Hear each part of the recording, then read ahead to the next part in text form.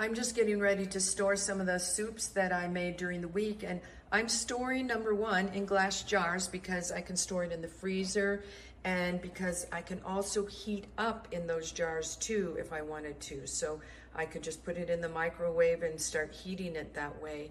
This is the pumpkin pear soup that I made during the week, and a delicious soup, but I have to say pretty light, and so that soup has to have something more with it. And in this case, I put rice with it, brown rice when I served it, but you could serve it with barley, oats, rye, anything that's a whole grain, and serve it underneath the soup. I could have actually added some potato to this. The main protein in that soup is from the soy milk that's in it, and there are some, snap peas in it, but even that was probably not quite enough for what you need. It really needs a whole grain to go with it to make it hearty enough for a dinner or a lunch to really stick with you.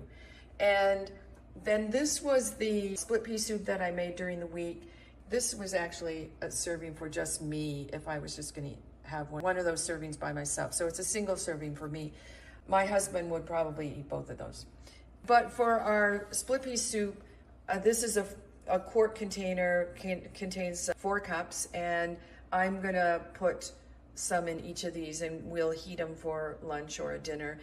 This particular split pea soup has some potato in it, plus the split peas.